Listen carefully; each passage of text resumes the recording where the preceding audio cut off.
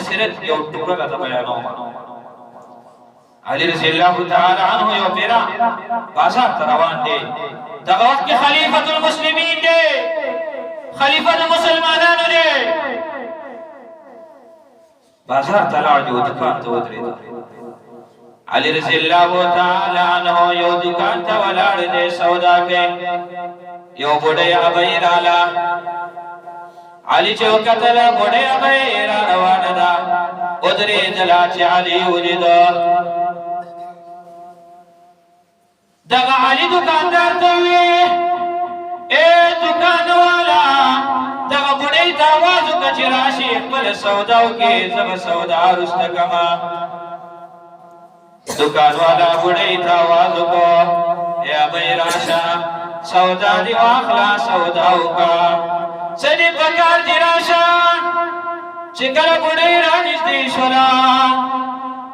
علي رضی الله تعالی عنه سیټ ته ولاړ دی. بوډۍ رانږدې شوله، دکاندار ته ویې: ای دکانداره، ما ته د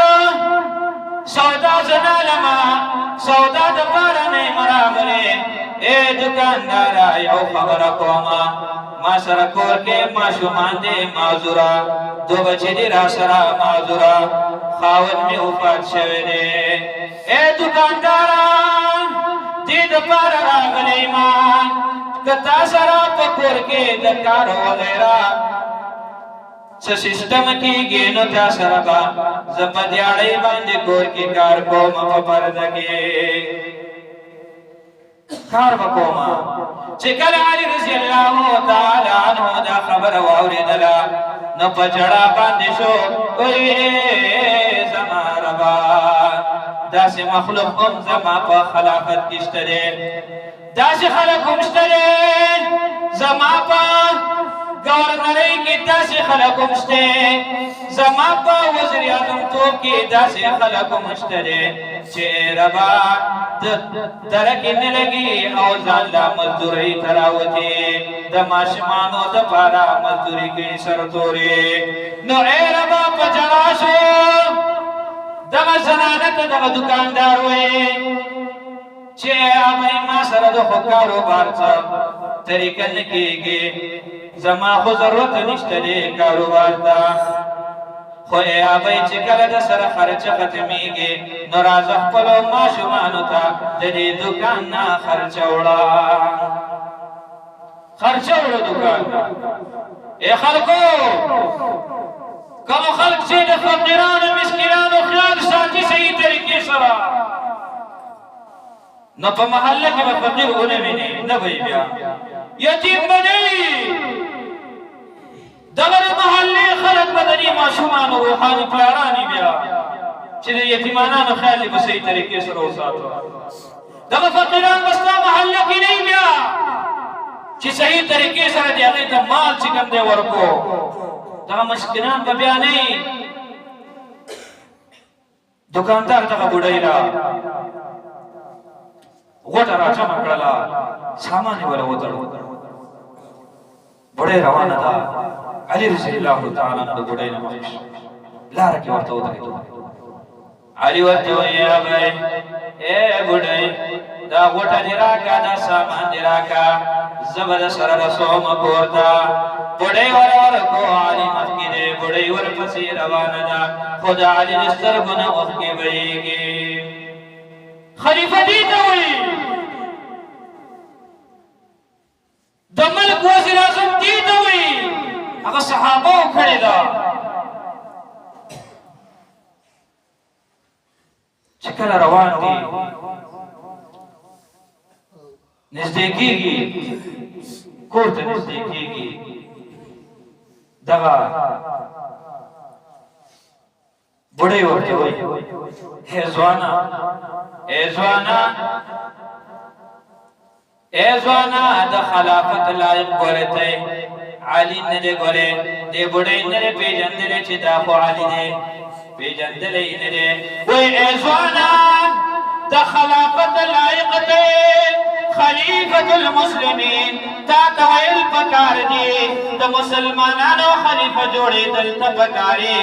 علي نه دی ګورې. دی ورته وایي ای ابۍ ولې د دې څه وجه ده وایي څوره دې شي زه په نهر یمه ماشومان مې معذوره دي په نهر دي او علي زمونږه څه درک نه کوي دا څنګه خلیفة المسلمین دی او پته ورته نشته چې علي خو دا ما سره ولاړ دی دا پته ورته نشته وایي ښه وایي ابۍ معاف که علي ته بخښنه وکړه علي معاف که علي به تا نه خبر دی بوډۍ څه وایي وایي ای ځوانان علي نه معاف کومه د قیامت په ورځې باندې به علي د الله عدالت کې د ګریوان نه نیسمه الله ته به یې مخکې کومه ای د ټول کائنات پروردګاره علي ته تا خلافت ورکړی و زه وږې ومه ماشومان مې معذوره وږي وو علي زمونږه څه درک نه دی کړی زمونږه یې خیال نه دی ساتلی زمونږه یې غور نه دی کړی علي سترګو نه اوښکې وهېږي پته ورته نشته بوډۍ ته چې دا علي دی وایي ښه ابۍ راځه چې کله کور ته لاړه کور ته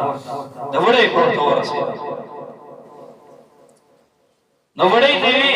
دا ستا کور دی وي هغه غوټه سامان یې وله ورکړو بوډۍ دنده کو بوډۍ ته وایي ابۍ د اوبو د څنګه طریقه ده د اوبو انتظام د څنګه دی که بوډۍ ورته وایي ای ځوانه یو مشک دې راسره هغې کې اوبه راوړمه مازدیګر یې راډک کړمه هغې باندې روژه ماتې وکړمه او پشمنې وکړمه